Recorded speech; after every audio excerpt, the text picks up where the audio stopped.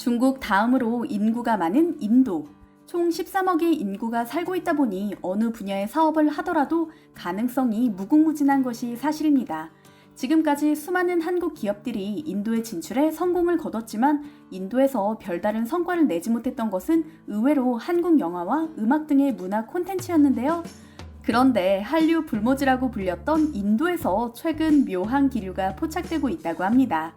인도의 유력 일간지 이코노믹 타임스는 팬데믹 시대에 침체된 인도의 돌파구를 마련한 것은 바로 한류라는 제목의 기사를 보도했습니다.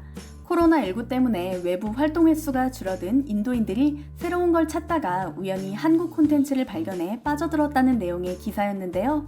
인도에서 영상 콘텐츠의 경우 발리우드와 같은 현지 대중문화와 서양 문화를 선호하는 이들이 대부분이기에 한국 영화와 드라마는 별다른 주목을 받지 못했습니다.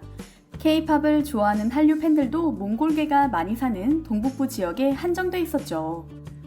그런데 이런 인도의 분위기가 바뀐 것은 크게 두 가지 이유 때문이라 풀이됩니다. 그 첫 번째는 바로 BTS 때문입니다. 현지 음악 스트리밍 플랫폼인 지오사븐을 살펴보면 방탄소년단의 음원 순위는 팬데믹 직전인 지난 1월 68위에서 지난달 8위로 껑충 뛰었는데요. 전문가들은 글로벌 음악 사이트가 아닌데다 K-팝 음악을 소개한 지 얼마 되지도 않는 현지 음악 플랫폼에서 이런 현상이 발생한 것은 큰 의미가 있는 일이라고 분석했습니다. K-팝 열풍이 부는 곳은 수도인 뉴델리뿐만이 아닙니다. 해발 1700m에 있는 강토크에 사는 젊은 인도인들까지 K-팝을 틀어놓고 노래와 춤을 따라하고 패션까지 흉내낼 정도로 열성적이라고 하는데요. 방탄소년단의 팬인 30대 나룰라 씨는 이코노믹 리뷰와의 인터뷰에서 팬데믹 상황이 아니었다면 BTS를 알 수 없었을 거예요. 그들은 힘든 시기에 외로움과 싸우는데 힘을 줬어요. 라며 팬이 된 이유를 밝혔습니다. 그녀의 말에 의료 인프라가 제대로 구축되어 있지 않아 다른 어떤 나라보다 코로나로 인한 막심한 피해를 보았던 인도의 지난날을 새삼스레 되짚어보게 됩니다. 또한 인도 젊은이들의 고통과 외로움을 달래준 것이 바로 K-팝이라니 가슴이 뭉클해지고요. 위기 속에서 꿈을 심어준 K-팝을 향한 인도인들의 사랑은 대단합니다. 해마다 한국문화원이 주최하는 K-팝 경연대회에는 노래와 춤 실력을 뽐내려는 20대 젊은이들이 수천 명 이상 모인다고 하는데요. 이 경연대회의 전체 온라인 조회수만 해도 150만 건을 넘습니다.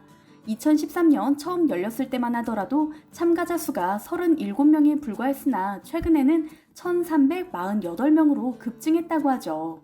이색적인 것은 심사위원으로 한국 아이돌이 초청된다는 점인데요. 이런 요소도 참가자들의 마음을 한껏 들뜨게 만듭니다. 무대에서 재능과 열정을 마음껏 뽐내는 인도의 젊은이들이 참 행복해 보이는데요.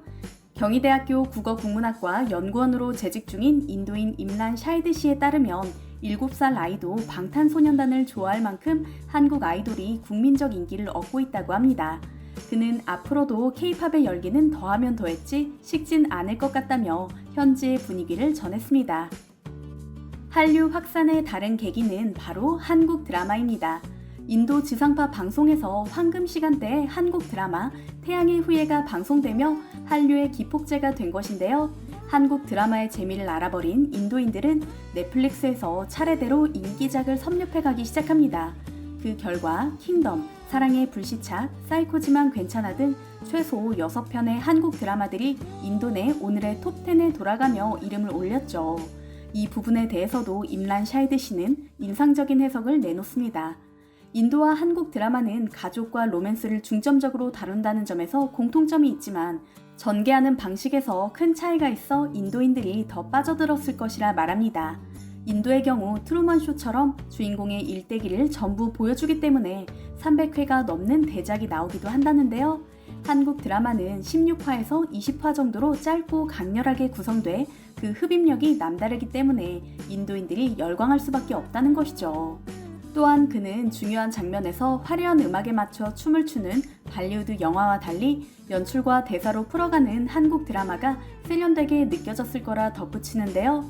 해피엔딩을 기반으로 한 발리우드 영화만 선호하던 인도인들의 취향이 최근 다양화되는 추세이기 때문에 한국 콘텐츠의 잠재력은 무궁무진할 것이라 말합니다. 한국 드라마와 영화는 사랑과 결혼, 가족은 물론이고 사회적인 문제와 인간의 내면까지 깊이 있게 다루고 있기 때문이죠. 이처럼 문화 콘텐츠를 통해 한국에 빠져든 인도인들은 최근 한국 음식과 한국어 공부 등으로 관심 분야를 확대하고 있습니다. 언어학습 어플리케이션인 듀오링고만 해도 이용자가 작년 대비 무려 250% 가까이 증가했다고 하는데요. 이러한 분위기를 반영한 듯 인도 정부는 한국어를 정규 교육과정의 제2 외국어 과목으로 처음 채택하기도 했습니다. 인도 학교의 한국어 교육반은 보통 40명 정도로 구성되어 있는데 들어가려면 치열한 경쟁을 해야 할 정도로 인기가 많다고 합니다. 학생 중 95% 이상은 한국 아이돌이나 드라마를 계기로 한국어를 배울 결심을 했다고 하는데요. 이들 대부분이 한국어를 배워서 좋아하는 연예인에게 편지를 쓰고 싶어하며 언젠가 한국에 놀러가 한국어로 말해보는 게 꿈이라고 말하는 아이들도 있다고 합니다. 또한 한국문화원이 올해 초부터 진행한 한 인도 친성 퀴즈 대회와 에세이 경연 대회에도 총 9만여 명의 학생들이 참가할 정도로 뜨거운 관심을 모았고요. 한편 전 세계에서 채식주의자가 가장 많은 인도에서 한국 라면이 인기를 끌기 시작했다니 재미있게 느껴집니다. 동남아는 물론 미국과 유럽까지 정복한 한국 라면이 인도에서는 오랜 기간 정체기를 겪은 데는 이유가 있었습니다. 우선 한국 기업들은 인도 시장 진출을 위해 한국 라면의 풍미를 유지하면서 모든 재료를 채식주의자들의 식단에 맞도록 전환해 제품을 출시했지만 난관은 그뿐만이 아니었습니다. 애초에 슬로우푸드의 나라 인도에서 인스턴트 식품은 매력적이지 않은 데다 인도인들에게 국물이 있는 탕면은 너무 낯선 음식이었던 것이죠. 대부분이 불닭볶음면처럼 조림면을 좋아하는 데다가 숟가락으로 라면을 떠먹을 수 있을 정도로 면을 부셔서 라면을 조리하는 문화가 있다고 하는데요. 이런 차이점 때문에 한국 기업들은 1980년도부터 인도 시장에 진출했음에도 별다른 실적을 내지 못했던 것이 사실입니다. 그렇지만 한류 덕분에 침체된 분위기도 바뀌고 있습니다. 한국 드라마를 보며 라면에 대해 궁금해하던 인도의 젊은이들이 한국 라면의 진하고 독특한 맛에 점차 빠져들었기 때문인데요. 요즘 인도에서 한국 라면은 상류층만 먹을 수 있는 음식으로 손꼽힌다고 합니다. 인도의 국민 라면 맥이나 이피보다 가격이 4배에서 7배나 비싸기 때문이죠. 그럼에도 불구하고 한국 라면의 수입량은 전년 대비 2배 이상 증가했으며 농심은 인도 내 매출액 100만 달러를 달성했다고 합니다. 특히 신라면은 인도에서 라면 순위 1위인 매기의 대항마로 손꼽힐 정도로 인기가 급상승 중이라고 하죠.